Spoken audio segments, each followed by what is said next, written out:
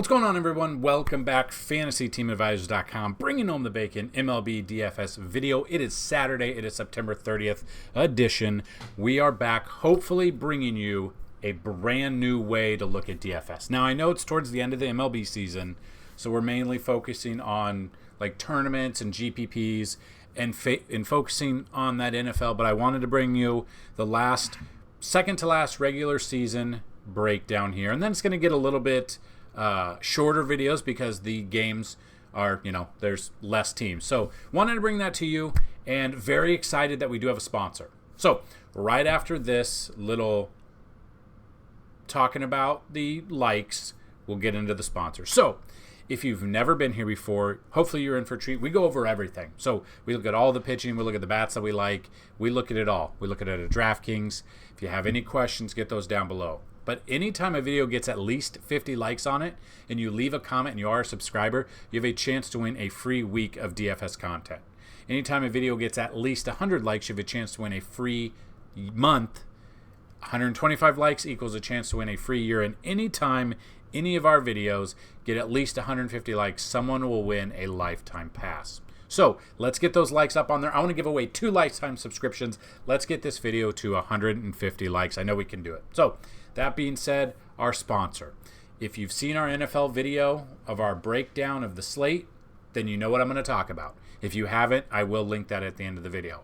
Our newest sponsor, Parlay Play.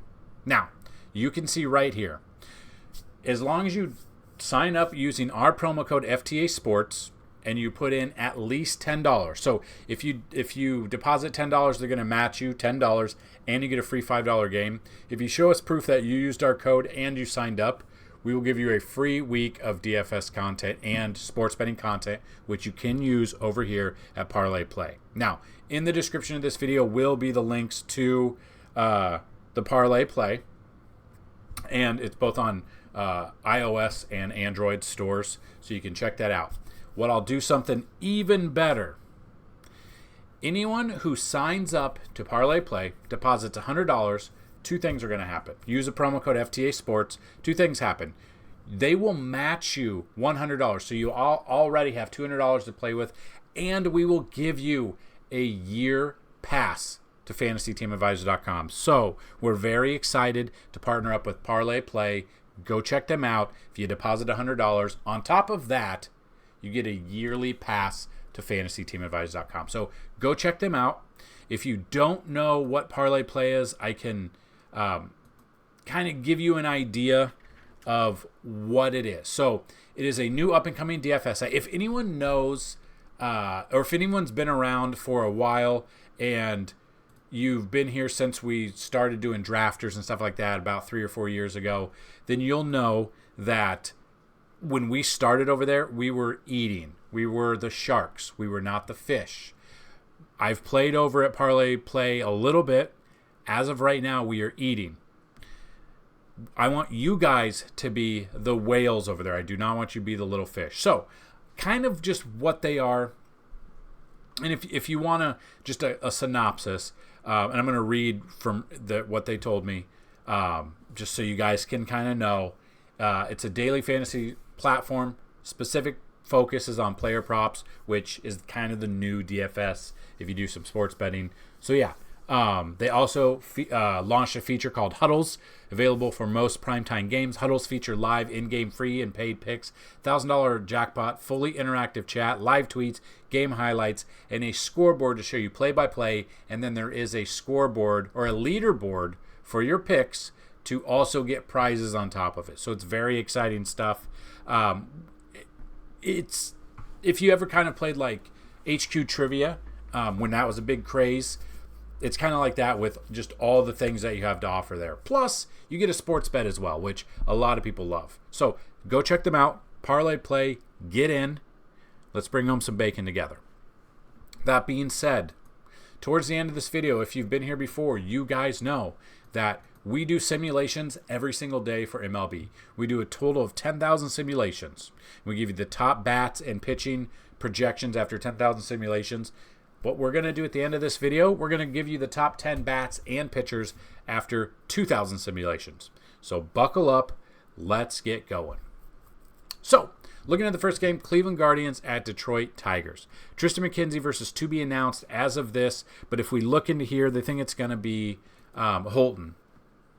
Now, Tyler Holton, last pitch 9:26, so it might be a bullpen day, but we don't know. It's the second to last game for the Tigers. What are they going to do? We really don't know. So I think it could be Holton. He would not be an option that I would look at. And a 3-game early slate. I mean, you got Christopher Sanchez, Tristan McKenzie, Ryu, Quintana, Littell, and Holton. Not a ton of great options to end the season for some of these teams. So just kind of looking at this, Tristan McKenzie coming in, he has a plus matchup against Detroit. Splits-wise, as we can see, he really hasn't pitched much this year, so his numbers are skewed. Pitched 3 times this year, not good numbers. Did have a good number against Minnesota. Obviously, he hasn't faced Detroit this year. In his career, 30 plate appearances, a 111 batting average. So not a huge sample size, but I would definitely be looking into him a little bit. Now, he went 1.2 innings against Baltimore is the problem. The problem of going into games, I don't know. He walked 6 batters, struck out none, lasted 1.2 innings, had 3 earned runs. Time before that, 5 earned runs against Houston, and then his first start of the season, so he pitched twice, then he was out for 3 more months. The problem is, don't know how deep he's going to go. We don't know. It's the first time he's pitched in 3 months, and he only went 1.2 innings. Tournament, I'm okay with, but for whatever reason, DraftKings decided he's 8,500. I'm probably priced out on him just based on his price. So that takes McKenzie out of here. That takes Holton out of here. So that leaves a little bit less players. We will look into those numbers as well.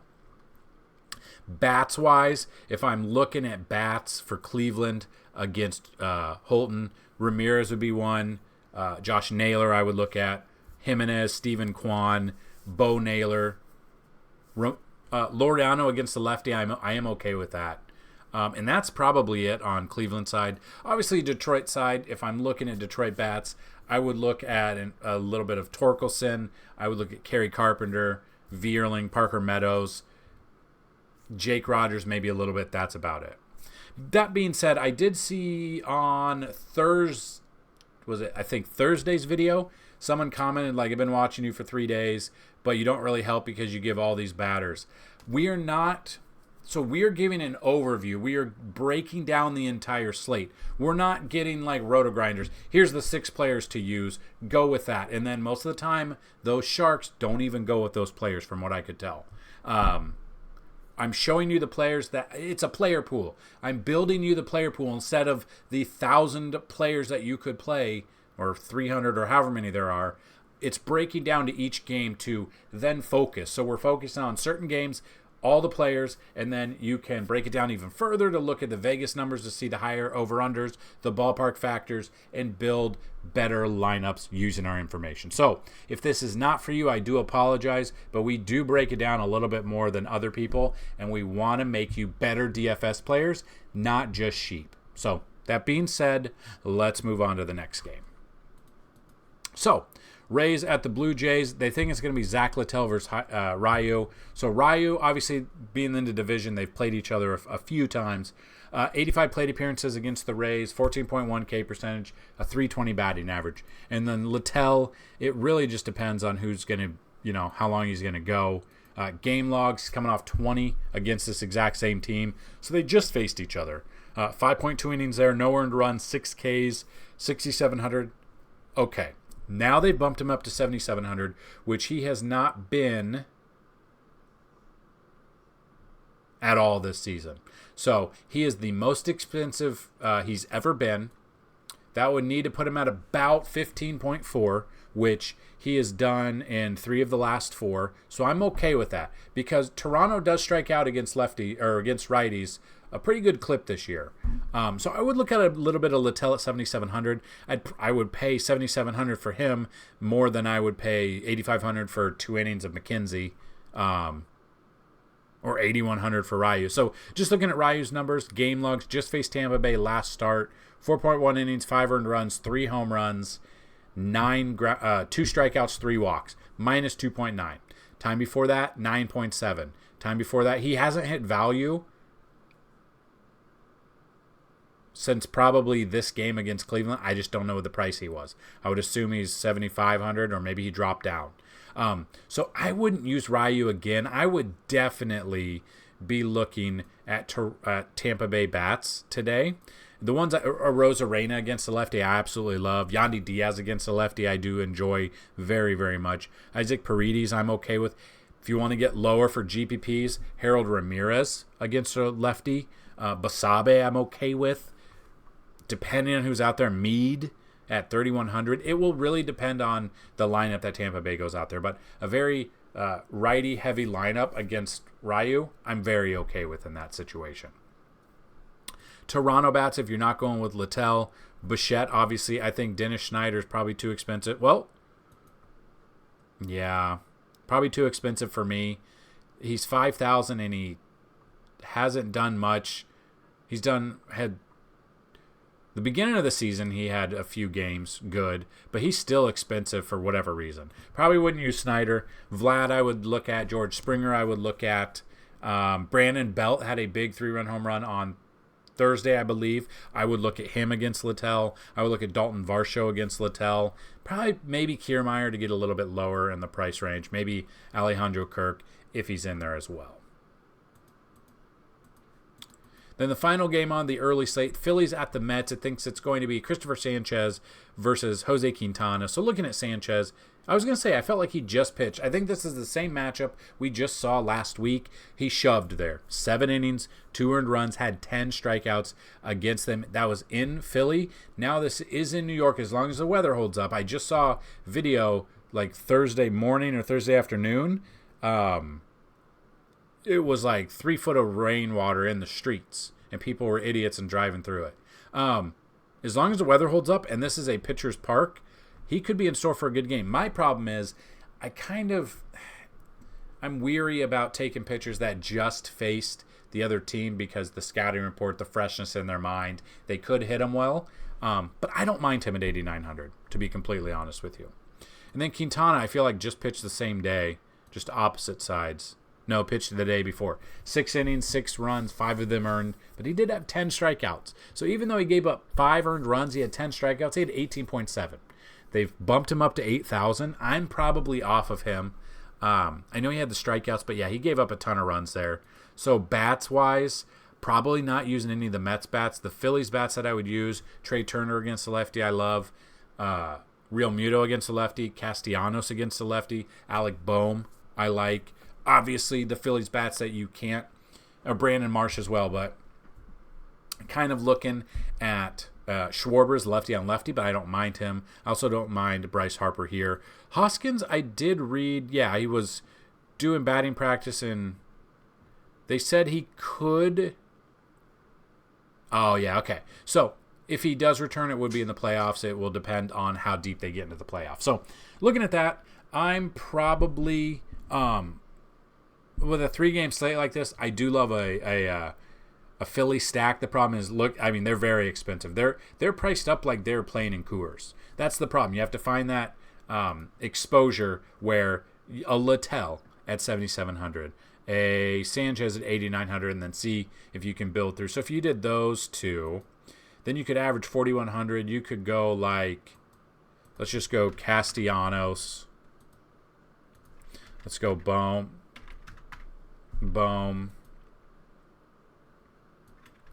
Trey Turner. And then average is about 3,500 left for like a catcher. 3,500 brings you to Alvarez or down. First base would bring you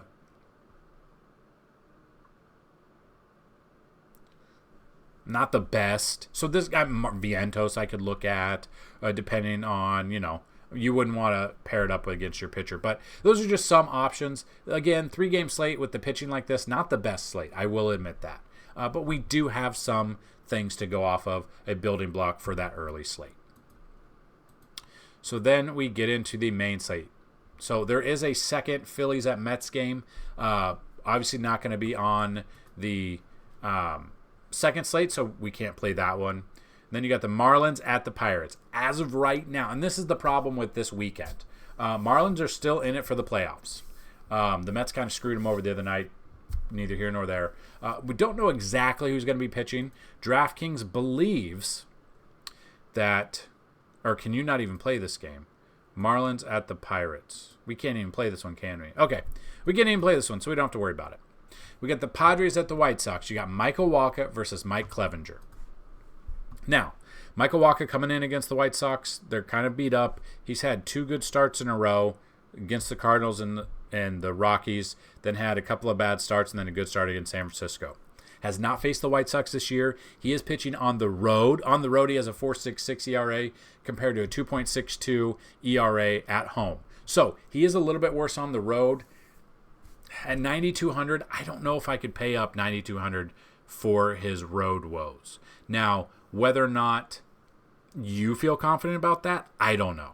And then you got Clevenger. Now, the Padres are still in it for the playoffs, so they're still going to be putting up their best effort, their best lineups out there. So he's coming off a bad game against Boston. Now he has a team against San Diego, and they've bumped him up $1,000 on DraftKings, which makes no sense. Splits-wise, he has not faced San Diego this year. This is his former team. Pitching at home, he's got a 3.57 ERA compared to a 3.27 on the road. So he is a little bit better on the road. At home, he's given up 7 home runs, 21 walks, 57 Ks. At 8,600, I don't know. I think I'd rather have a San Diego stack against him than take him as a pitcher, to be completely honest with you. So just looking at the bats, that might make a little bit of sense in this game if you don't want to go with pitching.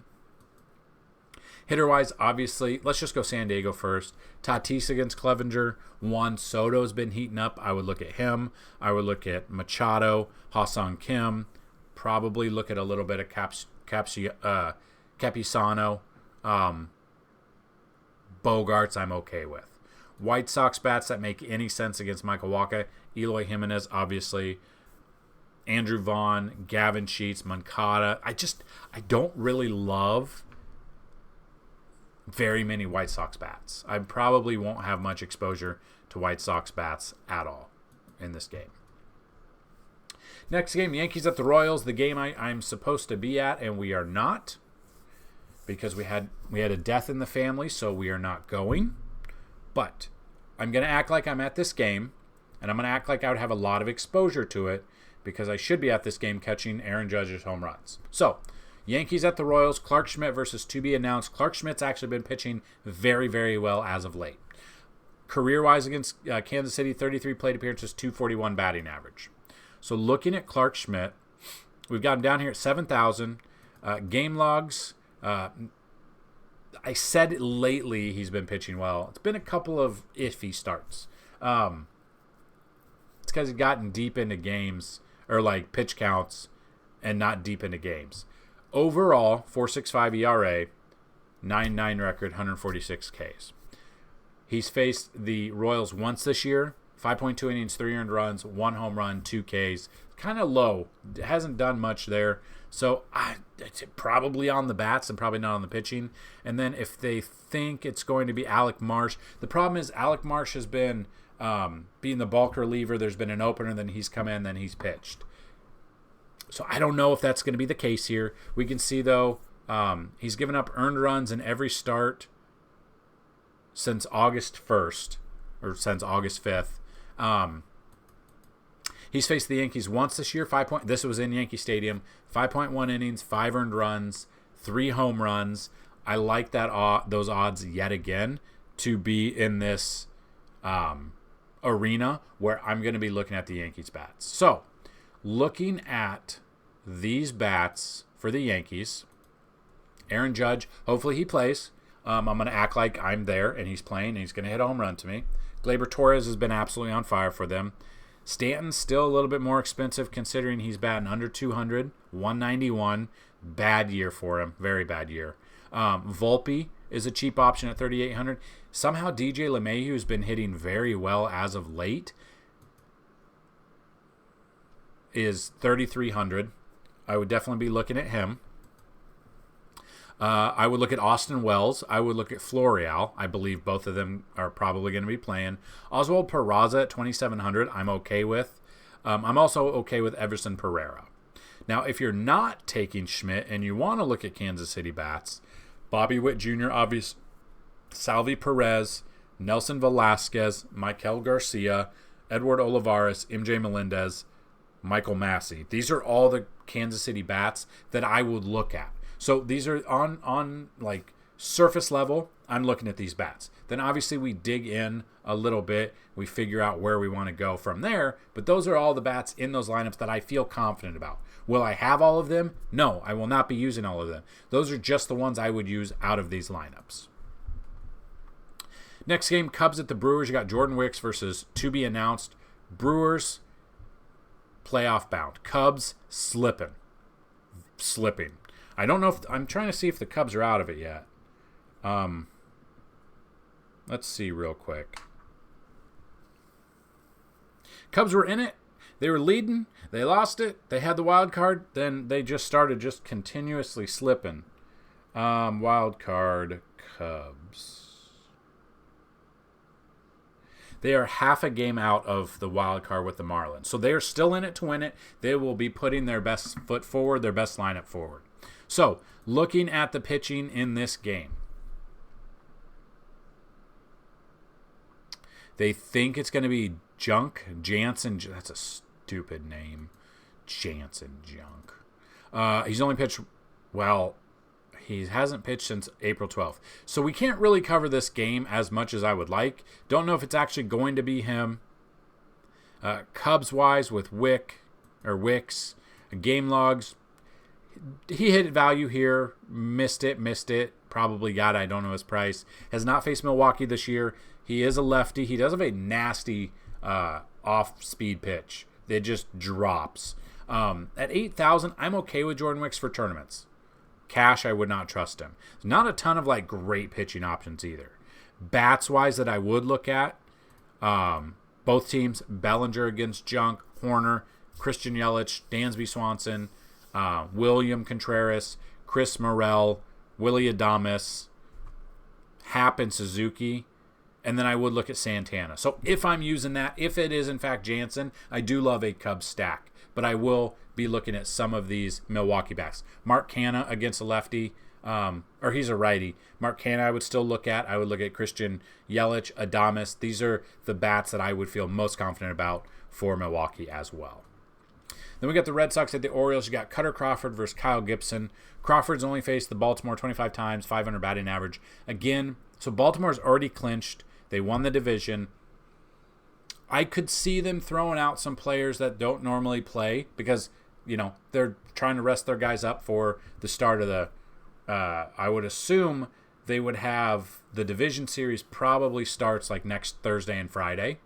Without having dug into it, I'm assuming that's what it is. So I don't know how much coverage we'll actually have for the wild card rounds, so if you've never played MLB DFS in the postseason, just looking ahead, I'm assuming the National League wild card starts on Tuesday.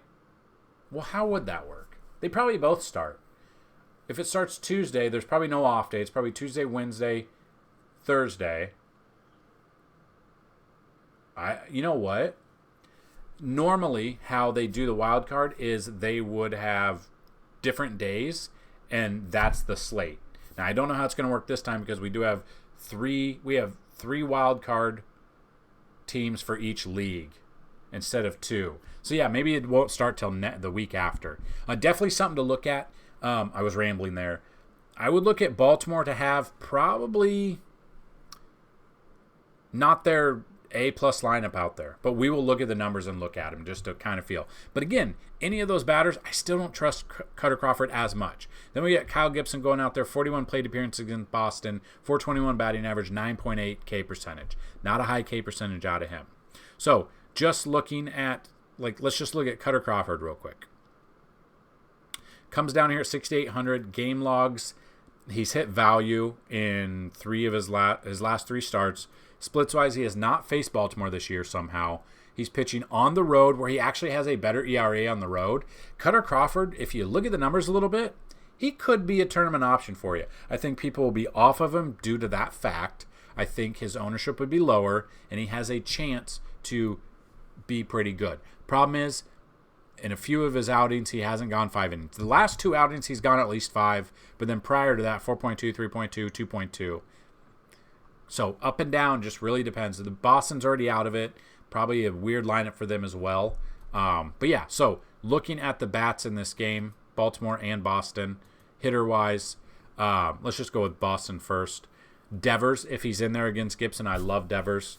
Turner, I'm okay with. Yoshida, Verdugo, Rafaela. Those are probably the bats that I'd look at for Boston. Baltimore bats I'd look at. Henderson. Adley's day-to-day probably doesn't play here. Santander. Cedric Mullins. Ryan Mountcastle. Maybe O'Hearn. Maybe a little bit of O'Hearn if he's in there. Adam Frazier. And then, depending if they throw their B-plus lineup out there, Aaron Hicks, Jorge Mateo. I'm okay with those bats as well. Pitching-wise, though, I would look at Cutter Crawford. I'm probably not looking at Kyle Gibson at all. Reds at the Cardinals is next. Connor Phillips versus Drew Rom. Now, we did see that Adam Wainwright is going to hit at some point in this series. He's been wanting to. He's been taking batting practice. I know on Friday he hit a home run in batting practice. He was very proud of it. I don't know if he's ever... Well, actually, I think he was one of the best hitting pitchers before the DH came through. So he has hit before. He likes to hit. He's not pitching again. He's just going to go out there and hit. So good story, whatever. We got Connor Phillips versus Drew Rom. Phillips has never faced the Cardinals before. Drew Rom has faced 14 plate appearances, 30-33 batting average. So basically about a start, and then he got pulled from a start. So not a good start if it is a full start. So just looking at the pitching here, Connor Phillips is actually 8,200 against St. Louis. Coming off a pretty two good games here. So he's pitched 4 games. He has 2 back-to-back pretty good starts. Splits-wise has not faced St. Louis this year. He's pitched 3 of his 4 starts at home. Now he's on the road. Does have an inflated ERA. His visiting ERA is 6.75. Probably don't like that very much. So I'm probably off of Connor Phillips, especially at his price, just due to the whole nostalgia of St. Louis letting Wainwright ride off into the sunset. And then we've got St. Louis. We've got Drew Rom here coming in at 5,400 against Cincy. Minus 3.7, minus 1.3, and then a really good start, and then another negative number. So he's gotten hit very hard. He's faced Cincy already once this year, 3.2 innings, 7 hits, 4 earned runs, 2 home runs, no strikeouts in that for a 9.82 ERA against them. I am taking Cincinnati bats here. I don't know. I don't think I'll have I don't think I'll have Connor Phillips, but the bats that I would look at. So let's just look at Cincinnati bats real quick. I would look at Elly De La Cruz. Is Matt McLain back on the IL? Oh, yeah, he was. Okay. He was out for a month, then re-aggravated his injury. So, I would look at Elly De La Cruz, 5,700, kind of expensive. Spencer Steer against Drew Rom, I like. Jonathan India against Drew Rom, I like. Encarnacio Strand, I don't mind at all. Tyler Stevenson against the lefty, I do like him as well.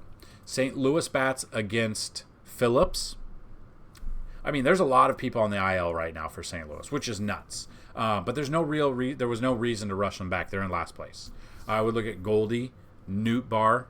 He is kind of expensive, though. Tommy Edman, Jordan Walker, Andrew Kisner, Mason Wynn. Those would probably be the only bats for St. Louis that I would look at. Rangers at the Mariners don't have this confirmed yet, sadly.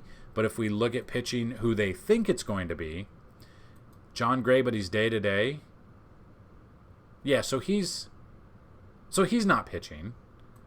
So I don't know why he's on there. He just pitched the other day. We can't really go over the pitching then because they don't know, which is stupid. I hate that. Maybe Castillo just pitched as well. Yeah, he just pitched against Houston. I mean, it's his 5th day, I guess. I don't know if he'll be pitching. If it is Castillo against Texas, he's faced him twice this year. 12 innings pitched, 13 hits, 4 earned runs, and has 15K. So if it is Luis Castillo, I don't mind him there. But I can't guarantee it's going to be him. So I don't really want to dig in a ton and then it not be him. If you want to look at the bats in this situation, hitter-wise, Seager, obviously, against a righty I love. Julio Rodriguez, we don't know who it's going to be against. You got Simeon, Adol. I mean, pretty much the entire Texas lineup I love, and they've been hitting very well for us. So watch the Texas lineup that comes out, then go from there. Same thing with Seattle. Don't know who Texas is going to actually pitch, so be on the lookout for this. If it's a lefty, I love all the big righties. If it's a righty, they're still well equipped. And then I would like Jared Kelenic on top of that. Nationals at the Braves, Yohan Adon versus Spencer Strider. Obviously, Strider's a stud. We know that. He's going to be pitching one last time. 12,800 here. Coming off, he did just face this team his last start. 5.2 innings, 4 earned runs. Splits-wise, that's the worst outing he had. He's faced him twice. He's only given up 4 earned runs. Came in the last outing. I think he rights the ship there. Spencer Strider, though, at 12,800, I might be priced out of him. He might be more of a sports betting pick than DFS pick because his 12,800 is very, very expensive. And again, I wouldn't use anyone off Washington. I would use Atlanta bats. You guys know who it is. Literally anyone that Atlanta puts out there, I'm okay with them in your lineup. So we're not going to really discuss that one. It's literally top to bottom. Atlanta as a full team, pretty damn good. We got Astros at the Diamondbacks. You got Justin Verlander versus to be announced. I was off of Verlander his last start. People said, you watch, and I was wrong. I watched. His price was $8,500. Now he's $9,800 against Seattle. 8 innings there, 1 earned run, 8 Ks. Again, if you came in and said I was wrong, this is why I believe we are a different and better DFS channel than other ones. Because I admit I was off of Verlander at his price at $8,500. Now he's up to $9,800. And he had a fantastic game there. It was his best start since... Was it his best start all year? It was his best start all year. And I was completely wrong with that. I will go to the well here with him. Arizona is still playing for the playoffs. But yeah, Verlander here. Splits-wise, he has not faced Arizona this year. He is pitching on the road. This is Coors Field Jr. He does have a 3.42 ERA on the road, but he has a 3.23 at home. So pretty much very, very similar. I would definitely look at Verlander here. And he's under 10,000. I'm okay with that as well. Then his opponent, they don't know who it is, but they don't think anybody? Maybe Merrill Kelly? Merrill Kelly just pitched 5 innings against the Yankees, 2 earned runs. Ended up losing that game, 13.7. At 9,600, I'm not taking him against Houston. Has not faced Houston this year. Pitching at home, he does have a better ERA at home, but I would not be taking him against Houston. I would be looking at Houston bats. I wouldn't be looking at Arizona bats. So Houston bats that you could look at. Altuve, obviously. Alvarez and Tucker against a lefty. Absolutely love those guys. Bregman, I'm okay with. McCormick. You want to get a little bit lower. Now, Houston is playing for they're still trying to maintain that wild card spot. So, and even for the division. So, could come down to the last day. We could look at that. Probably they're going to be putting their best lineup out there. I don't think we'll see a Bray or a Dubon, a Jolks, Madras. So, it'll really depend on the main character. So, let's just see who the lineup comes out. But again, you guys kind of know if you've been playing DFS for a while, you know who to target for Houston for their bats. Got the Twins at the Rockies. I wouldn't take a pitcher here. They think it's going to be I think it's Sean Woods Richardson. Hasn't gone deep into games, hasn't pitched. We don't know. This would be on the bats, but we kind of got to wait for the actual lineup that comes out, or the pitching that comes out. Then we can build the lineup. So we're not focusing on, especially these pitchers at Coors. I wouldn't look at that. I would look at the bats, kind of just wait to see if the actual pitchers are going to be those guys. So if they are those guys, obviously Twins bats, Julian, Polanco, Kepler, Kirillov, those guys. Colorado would be Chris Bryant, Charlie Blackmon, Nolan Jones, maybe even Hunter Goodman. I don't mind them either. Then we got the Dodgers at the Giants. For whatever reason, the Giants didn't just wait till Sunday and they fired Gabe Kapler on Friday afternoon instead of waiting out the weekend, which is stupid, I guess. Dumb. You got Kershaw versus Giants. Kershaw's faced them a ton. 134 plate appearances, 230 batting average. Versus Tristan Beck, 26 plate appearances, 280. My problem is Kershaw's still 10,800, and he's been capped at 5 innings since before his injury. So you're getting 5 innings out of him at 10,800. He's got to get like 8 or 9 strikeouts. Like he just faced them his last start. 5 innings, 5 Ks, had 22.9. If he could replicate this, I don't mind him at 10,800. He has a better chance than Strider because Strider's very expensive, very hard to be able to afford him. A little bit better chance than Castillo, who has a worse matchup than him. So yeah, I don't mind Kershaw. Again, he's got to replicate what he just did against the Giants his last start. Then the final game on the slate, we got the Athletics at the Angels. We got Joe Boyle versus to be announced. To be announced. They maybe Daniel. He's, bullpen dude. Maybe came in 4.1 innings. You're not going to get much out of him. I wouldn't look at the bats in this one. Daniel for there. And then Oakland, Boyle here, 1 game? 2 games. He faced Detroit his last start, 6 innings pitched, 1 run, not earned, 5 Ks, 23.9 at 7,000. Now they bumped him up to 7,800, but you can't guarantee that he goes 5 innings. That's the problem. I'm probably not focused on this game or the bats either. So I'll probably leave it at that. I focused up. I wouldn't look at Boyle, and I wouldn't look at the Angels or Oakland bats here. And there you have it. There's the breakdown, the entire breakdown of the entire slate. If you're still with us, we'll get to the top 10 bats after 2,000 simulations and the top 10 pitchers after 2,000 simulations. So let's get ready. Let's get set. Let's rock and roll. So number 1 is Acuna versus Adon. Number 2 is Brandon Nimmo versus Taijuan Walker. Number 3 is Ozzie Albies versus Adon. Number 4 is Pete Alonso versus Walker. 5 is Ellie De La Cruz. 6 is Trey Turner. 7 is Kyle Schwarber. 8 is Bryce Harper. 9 is Matt Olson. 10 is Michael Harris. 11 is Austin Riley. And 12 is Marcell Ozuna. So I wanted to go 12 because I wanted to show you for the top 12, 6 of them are Atlanta, 2 of them are Mets, 3 of them are Phillies, 1 is a Cincinnati Red. So as of right now,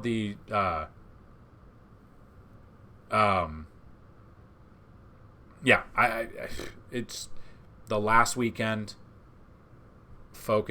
Mainly focused Atlanta. I said they were a good team. Probably going to be the number 1 stack of the day. Then on our pitchers, got number 1 is Spencer Strider. 2 is Clevenger. 3 is Cutter Crawford. 4 is Connor Phillips. 5 is Michael Wacha. 6 is Clayton Kershaw. 7 is Kyle Gibson. 8 is Drew Rom. 9 is Tyler Meagle. And 10 is Taijuan Walker. So there you have it.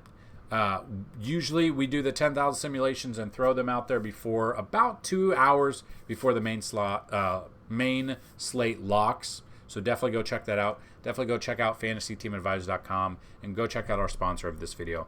Good luck on this slate, everyone.